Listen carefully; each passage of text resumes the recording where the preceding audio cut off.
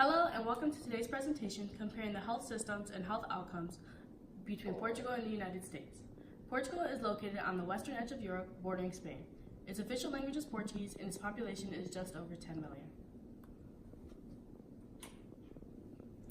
Portugal's health system is made up of three parts. The largest part is the National Health Service, or the NHS. This system provides universal coverage to all residents of the country at almost no cost, and it's financed through taxes. Individuals do not have to be legal residents to be covered by the NHS system. The NHS is overseen by the Ministry of Health at the national level, and budgets are managed by regional health administrations. The two subsystems that coincide with the NHS are public and private insurance. These two subsystems are specialized for people who work in specific professional areas. The third part of Portugal's health system is private voluntary health insurance. Private voluntary insurance can be purchased in addition to the NHS coverage and the public or private insurance that is based on an individual's profession. The benefit of purchasing voluntary health insurance is that an individual has more access to quicker hospital treatment and has a greater selection of providers that they can choose from. The United States aims to have universal coverage for health insurance, but it does fall a bit short. In 2010, Barack Obama introduced the Affordable Care Act to provide all individuals access to high-quality health insurance at an affordable cost. Medicare is a federally funded program that provides coverage for all adults who are 65 years old or older, and individuals with certain disabilities. Medicaid and the Children's Health Insurance Program, CHIP, are regulated at the state level and provide coverage for low-income individuals and families. Medicaid and Medicare programs are financed through taxes similar to the NHS in Portugal. All individuals are able to purchase voluntary health insurance in the United States.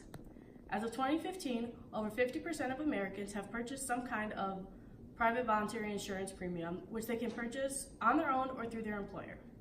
Individuals who are undocumented residents in the United States are mostly unable to receive coverage from Medicare, Medicaid, and other publicly funded programs unless it is to stabilize an individual in a hospital in an emergency situation. Because Medicaid programs are regulated at the state level, some states do extend coverage to undocumented children and pregnant women.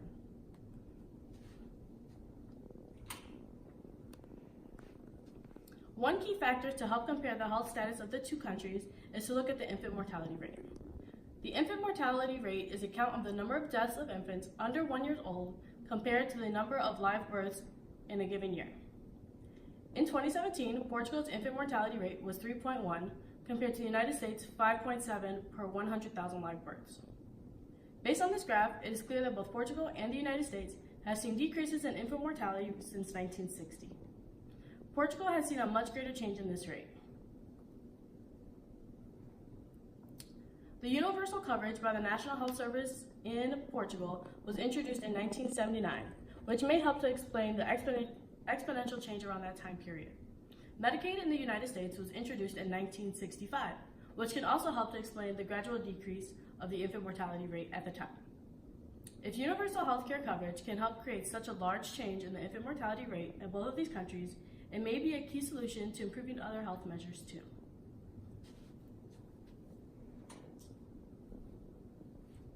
The amount of money that is spent on healthcare can be telling of the state of health outcomes in a country.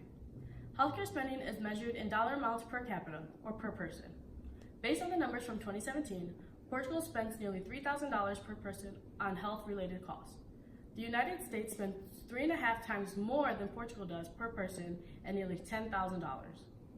The United States not only spends significantly more than Portugal, but also more than all other countries. It's important to remember that this dollar amount is per person and not just overall spending, especially when considering the large difference in population of the two countries.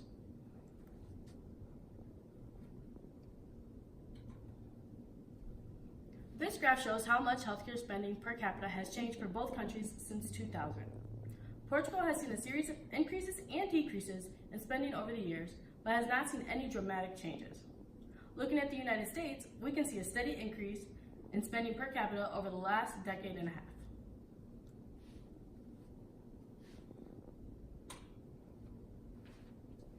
Unnecessary visits to the emergency department can be a large contributor to the health spending per capita. For every 100 individuals in Portugal, there are almost 31 visits to the emergency department. around 1/3 of those visits have been deemed unnecessary or inappropriate, meaning that they were used for issues considered to not be urgent. There are significantly more visits to emergency departments in the NHS hospitals in Portugal than to private hospitals. This makes sense because everyone is covered by NHS and has access to these hospitals, whereas private hospitals are less accessible. In the United States, there are around 13 more emergency department visits per 100 individuals than in Portugal. In 2015, only 28% of emergency department visits were for injury-related issues in the United States. The others could be deemed unnecessary or inappropriate. One explanation could be because of the difference in health coverage. Because fewer people are covered by public health insurance in the United States, they have less access to primary care physicians. If patients are not practicing preventive care with their primary care physician, they are more likely to visit the emergency department for complications that could have possibly been avoided.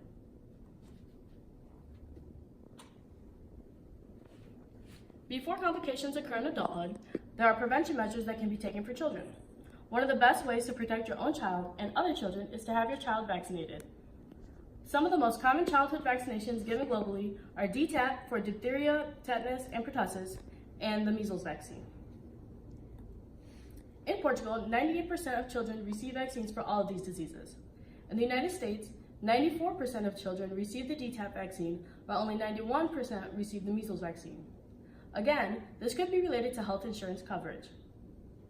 For parents who cannot afford regular visits to the doctor's office, they may not be able to take their child in for vaccinations, though the CHIP program should be able to help combat this.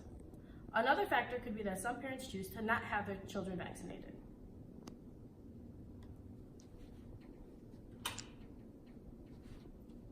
Something that can affect people of all ages is access or lack of access to clean and safe drinking water. Legionnaire's disease is a type of pneumonia caused by inhaling Legionella bacteria, which can exist in dirty water. There was an outbreak of Legionnaire's disease in Portugal in 2014, but since then, over 98% of drinking water has been considered safe.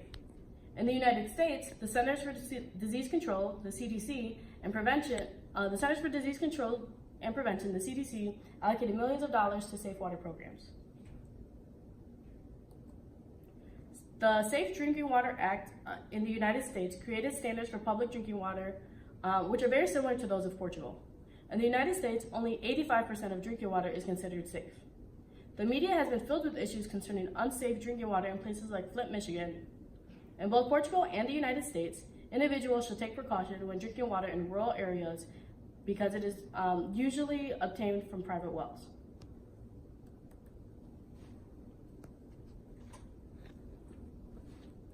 Because the National Health Service System, the NHS, in Portugal provides universal health coverage through taxation, the rate of uninsured adults is 0. In the United States, 8.8% of all adults are uninsured. These adults are not old enough to be covered by Medicaid, they don't meet the eligibility requirements for Medicare, and they do not pay into a health insurance premium. For these individuals, all healthcare spending will be out of pocket, which is unaffordable for many people.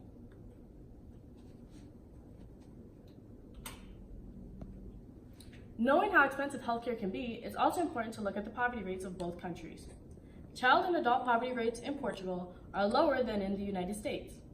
In Portugal, the poverty rate for adults is around 16%, while the poverty rate for children under 18 years old is 12.5%, the same as the total poverty rate for all people in Portugal. In the United States, the poverty rate is 17.5%.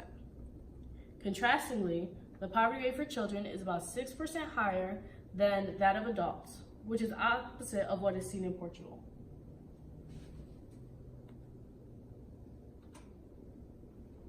So to review, the United States spends more money per capita on healthcare spending than in any other country, but it has some of the worst health outcomes. The United States enacted the Affordable Care Act almost a decade ago with the goal of providing access to affordable and high-quality care for all people. But there is still a gap of people who are not covered by public or private insurance. Portugal has truly universal health coverage provided by the National Health Service. Overall, poverty rates for children and adults in the United States are 5.3% higher than in Portugal. Infant mortality rates have decreased in both Portugal and the United States, but Portugal has seen the greatest change. We also noted the difference in vaccination rates for both children in both countries. Most of the drinking water is considered safe in both countries, but the United States still has room for improvement, as we have seen in the media recently. Finally, both countries could put more effort into preventing inappropriate emergency department visits, as they are both expensive and unnecessary. But what do these facts tell us? Portugal spends around 1/3 of the amount of money per capita as the United States does on healthcare, but sees better health outcomes in almost all areas. The United States has tried to create a universal healthcare system, but has fallen a bit short. While the United States has made big strides, there is still a lot of work to be done to reduce healthcare spending and still end up with better health outcomes for all people. Thank you.